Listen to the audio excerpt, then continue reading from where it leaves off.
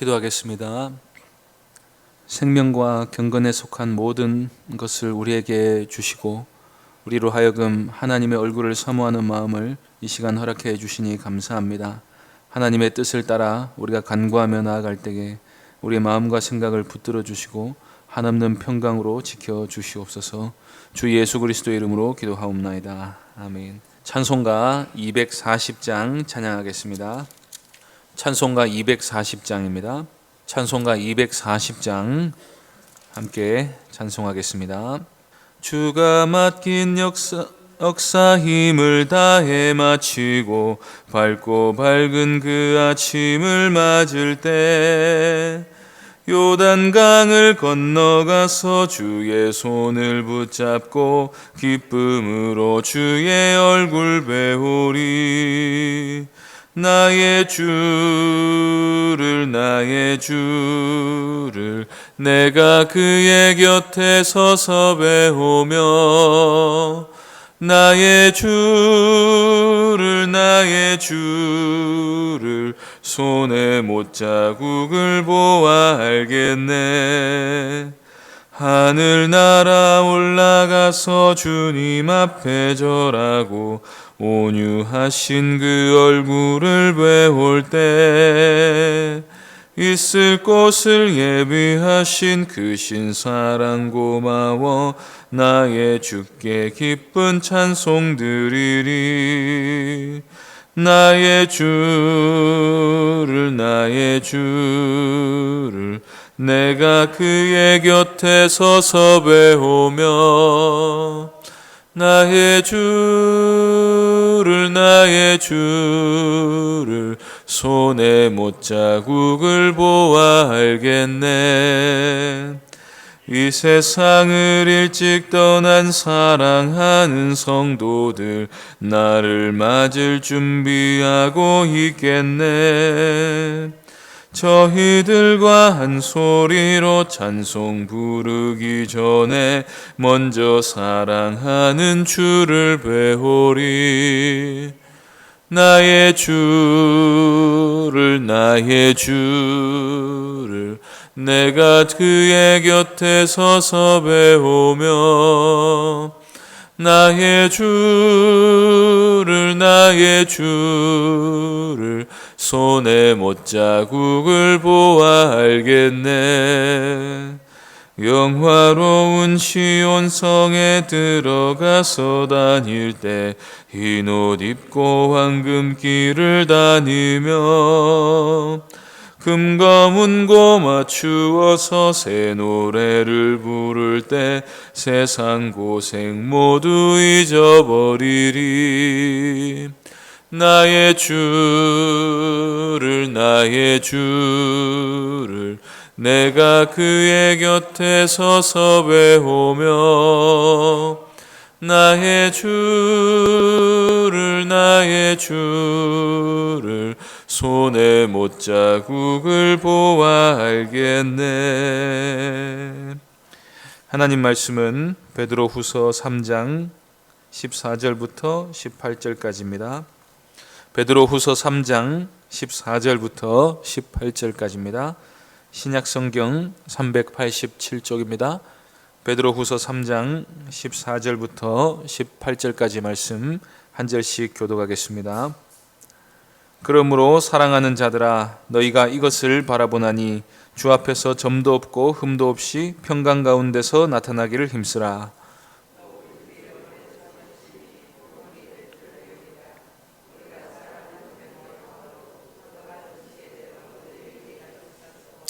또 그 모든 편지에도 이런 일에 관하여 말하였으되 그 중에 알기 어려운 것이 들어 있으니 무식한 자들과 굳세지 못한 자들이 다른 성경과 같이 그것도 억지로 풀다가 스스로 멸망에 이르느니라.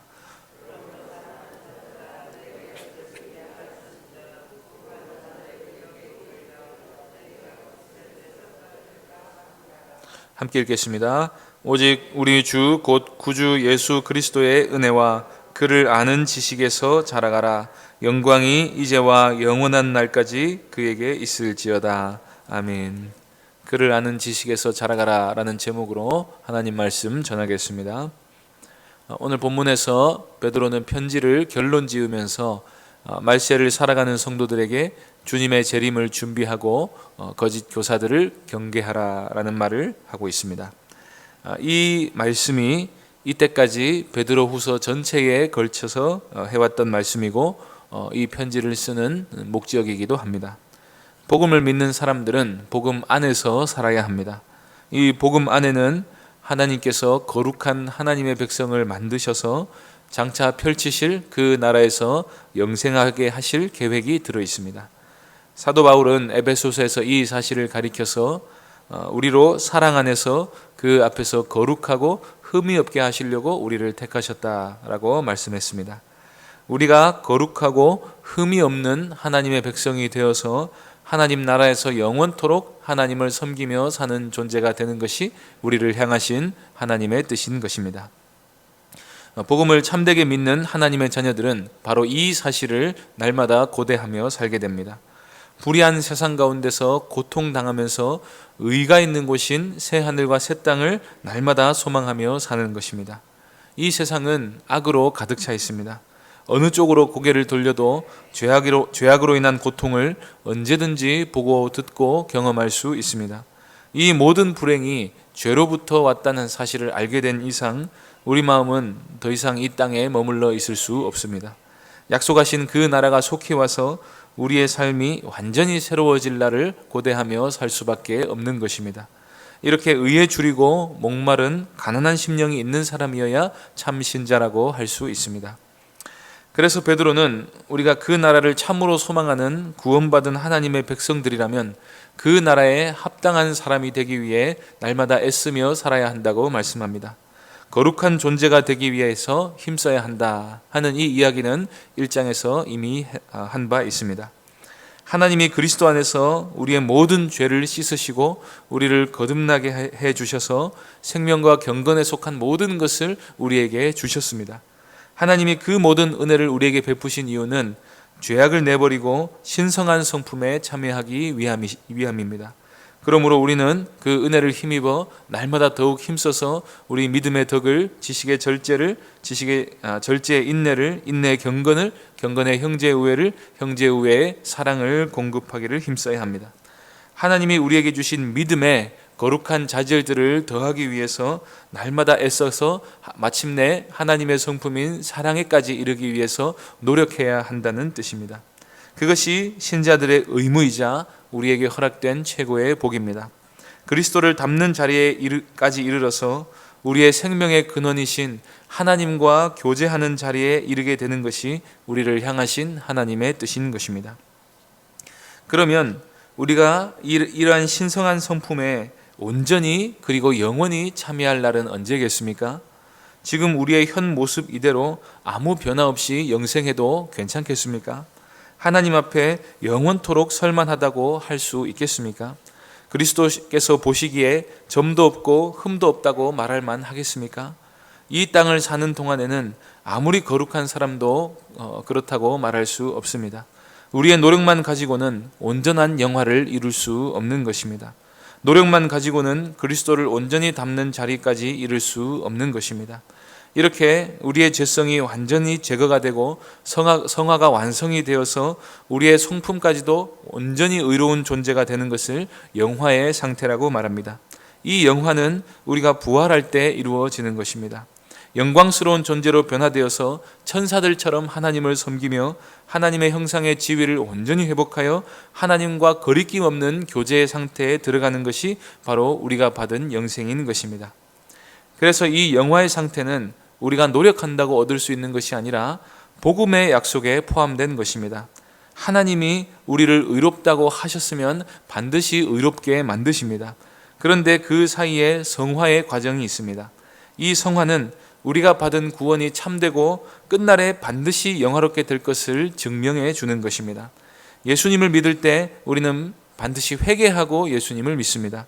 그러면 참된 주님의 제자는 회개에 합당한 열매를 맺게 됩니다. 그러면서 성품이 점점 더 거룩하게 변화되는 것을 경험하는 것입니다. 또한 거듭난 신자 속에는 성령께서 거하십니다. 성령은 거룩한 영이십니다. 그래서 우리가 성령을 따라 행하기만 하면 성령께서 우리를 실제로 거룩하게 변화시켜 주십니다. 또한 복음 안에서 천국의 소망을 품는 사람은 그 나라에서 살 것을 생각하면서 날마다 자신을 처복종시키게 됩니다. 이 모습 이대로 천국에 우리 자신을 옮겨 심어도 괜찮겠는가 하는 생각이 들면 몸서리가 쳐지면서 거룩한 모습을 위해 애쓰게 되는 것입니다. 또한 날마다 하나님을 가까이하며 그의 얼굴을 사모하는 사람은 저절로 주님을 닮아가게 되어 있습니다. 복음을 사모하고 늘 말씀을 묵상하는 사람은 그 말씀이 마음에 새겨져서 정욕을 피하고 거룩을 추구하며 살게 되어 있습니다. 땅의 것이 아닌 위의 것을 쳐다보며 사는 사람은 그 나라에서의 삶을 연습하며 살아갈 수밖에 없습니다. 목적지를 바라보는 사람은 그 길로 쭉 행하게 되어 있습니다. 영화를 기대하는 사람은 성화를 위해 애쓰며 살아갈 수밖에 없는 것입니다.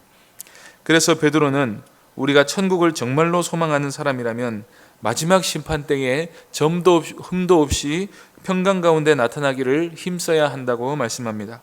우리는 그리스도 안에 있기만 하면 심판대 앞에서 점도 흠도 없다는 평가를 받게 됩니다. 그리고 그리스도께서 우리의 모든 혐의를 대신 지고 죽으셨기 때문에 평강 가운데서 그 앞에 설 수 있게 됩니다. 요한일서 4장 17절에서 사도 요한은 이렇게 말씀합니다. 이로써 사랑이 우리에게 온전히 이루어진 것은 우리로 심판날에 담대함을 가지게 하려 함이니 주께서 그러하심과 같이 우리도 이 세상에서 그러하니라. 그리스도의 사랑이 우리 안에서 온전히 이루어졌습니다. 우리가 그리스도를 믿어 죄사함을 입었고 의를 추구하는 새 나라의 백성이 되었습니다. 그 결과 우리는 심판날에도 담대함을 가지게 됩니다.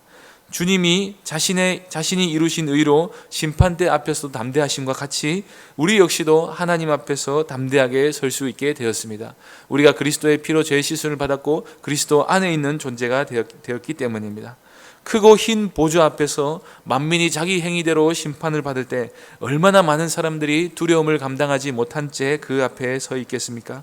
그러나 우리는 그리스도로 인해 참 평안과 기쁨의 노래를 부르며 그 앞에 서 있을 수 있습니다. 베드로는 우리가 그런 모습을 사모하는 사람이라면 마땅히 성화를 위한 노력을 하며 살아야 한다고 말씀합니다. 그래야 우리가 소망하는 그 나라에 합당한 하나님의 백성들이기 때문입니다. 이런 사실은 주님의 재림이 지연되는 것처럼 보이는 이유와도 관련이 있습니다. 우리 주님께서 우리에 대해서도 오래 참으시기 때문에 그런 것입니다. 신자가 실족하여 죄에서 벗어나지 못한다고 합시다.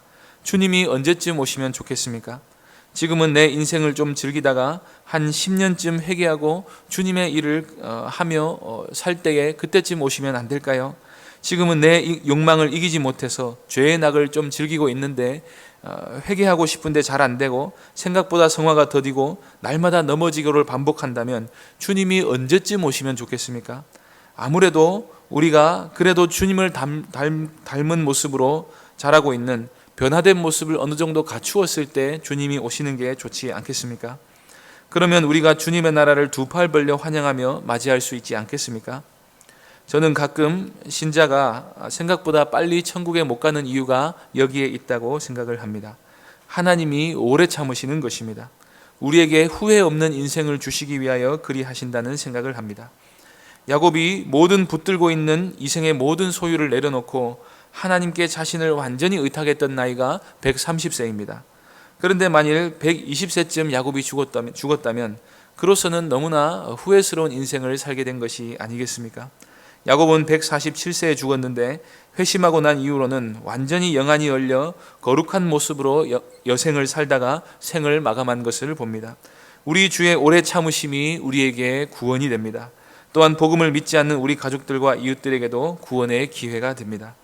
그러면서 베드로는 사도 바울도 이 같은 내용을 썼는데 나보다도 훨씬 잘 써놨다고 말합니다. 베드로가 보기에도 바울의 지혜는 남달랐습니다. 그러니 바울의 편지도 잘 읽어보아서 우리가 주님의 다가오심과 그 나라에서 영생할 것을 늘 소망하며 성화를 위한 노력을 해야 한다고 말하는 것입니다. 여기서 베드로는 자신의 편지와 베드로의 편지가 벌써부터 성경에 맞먹는 권위를 가지고 있다는 사실을 말해줍니다.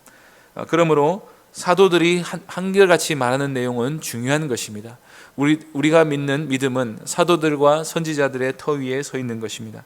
우리는 성경을 읽고 묵상함으로써 그리스도를 믿음으로 얻는 칭의와 성화를 위한 우리의 노력과 영원한 나라에서 영광스러운 모습으로 영생할 것을 소망하는 믿음을 날마다 굳세게 해야 합니다. 그런데 우리로 하여금 이 믿음에서 떠나게 하는 자들이 있습니다. 베드로는 특별히 이 이단에 대해서 이미 충분히 경고했습니다. 어떤 자들은 바울의 편지에서 좀 이해하기 어려운 구절들이 있었는데 그 말씀을 겸손히 바르게 해석하려 하지 않고 억지로 풀려고 했습니다. 이단은 성경을 억지로 풀다가 나오는 것입니다. 가만히 있으면 중간이라도 갈 텐데 사도들을 뛰어넘는 권위를 한번 얻어볼 거라고 아주 유별나고 독특한 해석을 해서 사람들의 인기를 끌어보려다가 스스로 멸망에 이르게 되는 것입니다. 베드로는 이런 자들을 무식한 자들, 굳세지 못한 자들 또는 무법한 자들이라고 표현합니다. 바른 진리 위에 굳게 서서 우리가 흔들리지 말아야 하는데 진리를 모르거나 무시하니까 이단이 나오게 된다는 뜻인 것입니다. 그래서 우리가 그릇된 가르침에 빠지거나 복음 진리에 떠나 살지 않으려면 하나님의 말씀에 대한 건전한 이해가 있어야 합니다. 그리고 더욱 굳건하게 이 말씀 위에 서려면 이 지식이 날마다 더욱더 풍성해져야 합니다. 한 분야를 20년간 전공한 박사라도 한 1년만 연구를 중단하면 상당히 많이 잊어버리게 된다고 합니다. 성경을 우리가 아무리 많이 알고 있어도 날마다 가까이 하지 않으면 어느새 잊어버리게 됩니다. 우리가 연약하고 죄와 허물이 많기 때문에 날마다 읽고 행하지 않으면 과거의 지식만 가지고는 늘 굳세게 설 수가 없는 것입니다. 순교를 앞두고 하나님 나라를 소망해라, 성화를 위해 애써라, 이단을 경계하라고 말한 베드로의 마지막 권면을 보시기 바랍니다. 뭐라고 합니까? 3장 18절 말씀 보시겠습니다. 오직 우리 주 곧 구주 예수 그리스도의 은혜와 그를 아는 지식에서 자라가라. 영광이 이제와 영원한 날까지 그에게 있을지어다. 아멘. 다른 무엇보다도 오직 예수님의 은혜와 그를 아는 지식에서 자라가라. 이것이 베드로의 마지막 유언입니다. 주님의 수제자로서 숱한 고난의 흔적을 온몸에 새긴 나이 많은 사도가 마지막 강단에 올라가서 마지막으로 하고 내려온 말씀입니다. 저는 여러분이 그리스도의 은혜 안에서 그를 아는 지식 안에서 주님을 닮을 때까지 자라가기를 원합니다. 그것 외에는 더 할 말이 없습니다. 자라지 못한 생명은 죽은 것입니다. 이 생명이 자라기 위해서는 그리스도를 아는 지식이 날마다 필요합니다. 우리의 성화를 위해서 우리가 무엇을 구체적으로 노력해야 합니까? 라고 물었을 때 베드로의 대답은 그리스도를 더욱 아는 것만이 우리의 성화를 위한 유일한 양식이라고 말할 것입니다. 이단을 어떻게 경계해야 합니까? 라고 물었을 때 베드로의 대답은 그리스도를 더욱 알아가면 이단에 빠지지 않을 거라고 말할 것입니다. 고난 중에서도 어떻게 끝까지 참고 하나님의 나라를 소망할 수 있겠습니까? 라고 물었을 때 그리스도를 더욱 알아가십시오. 그 은혜 가운데 더욱 머물러 있으십시오. 라고 대답할 것입니다. 그리스도를 아는 것이 곧 영생이고 신앙생활입니다. 그 은혜와 지식 안에서 날마다 성장과 성숙을 거듭하는 하나님의 거룩한 자녀들 되시기를 바랍니다. 기도하겠습니다. 아버지 하나님, 우리를 거듭나게 하사 살아있는 소망이 있게 하여 주시고 날마다 하나님을 아는 지식 안에서 우리가 믿음 생활하게 하여 주시니 감사합니다. 이 믿음이 날마다 자라서 그리스도를 닮는 자리에까지 이르고 우리가 이 땅을 추구하지 않고 하나님 나라를 소망하며 살아갈 수 있도록 날마다 우리에게 풍성한 은혜를 공급해 주시옵소서. 오늘도 은혜 가운데 살기를 소망합니다. 주 예수 그리스도의 이름으로 기도하옵나이다. 아멘. 하늘에 계신 우리 아버지여, 이름이 거룩히 여김을 받으시오며 나라의 임하옵시며 뜻이 하늘에서 이룬 것 같이 땅에서도 이루어지이다. 오늘날 우리에게 일용할 양식을 주옵시고 우리가 우리에게 죄 지은 자를 사하여 준 것 같이 우리 죄를 사하여 주옵시고 우리를 시험에 들게 하지 마옵시고 다만 악에서 구하옵소서. 대개 나라와 권세와 영광이 아버지께 영원히 있사옵나이다. 아멘. 이 시간 말씀을 기억하며 기도해 주시고 성례 주일과 고난주간 특별 새벽 기도회와 다가오는 부활주일 위해서도 기도해 주시기 바랍니다. 또 예배당 이전 문제와 중직자 선거를 위해 기도해 주시고 개인적으로 기도하시기 바랍니다.